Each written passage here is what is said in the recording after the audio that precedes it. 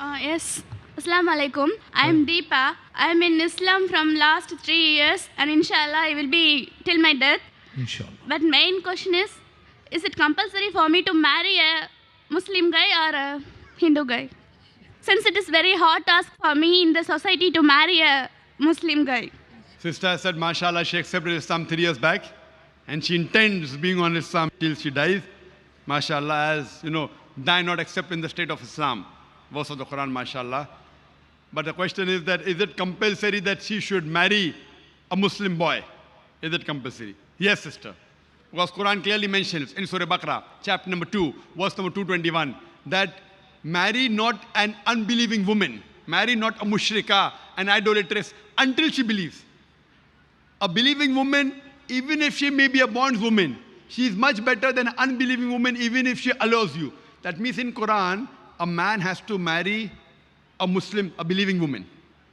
A believing woman who's a bondwoman, she may be a servant, she may be ugly, she's far superior than an unbelieving woman, an idolatress, even if she allows you, even she may be the beauty queen, she may be the wealthiest woman in the world, a believing woman is far superior. And the verse continues, do not marry unbelieving man, do not marry a mushrik, do not marry an idolater, until he believes. A believing man, he may be a bondsman, he may be a servant, he may be ugly, he is far superior than an idolater. An unbelieving man, even if he allows you, he may be the most handsome man in the world, he may be the richest man in the world, but a believing man is far superior than an unbelieving man, than an idolater, even if he allows you. So sister, you have to marry a Muslim. You know why? If you have a vehicle, imagine a vehicle which has 4 tires, one tire of a cycle and the other of a truck.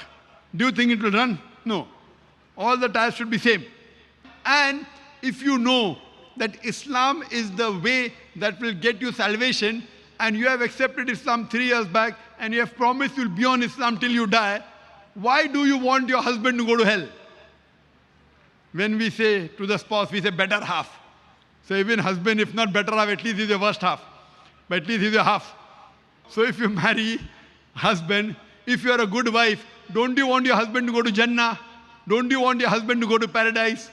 So if you are a good lady, sister, but natural, you would even want your husband to go to Jannah. You may have some problems. I understand there will be difficulty in this world. The society may not accept you. But this life, sister, is for a small duration, average 50, 60 years. Some people die at the age of 10, some 20, some 50, some 90, some 100. Average 50, 60 years you're going to live. Even if you take the turmoil, the pain for 50, 60 years, the next life is eternal, sister. As a businesswoman, it's a very good bargain. You have trouble, pain, difficulties, 50, 60 years. Next life, eternal, everything good. So sister, even if it's difficult for you, yet sister, my advice to you is, bear those difficulties.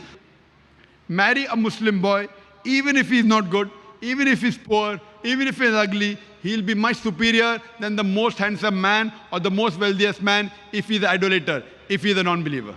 Hope that answers the question, sister.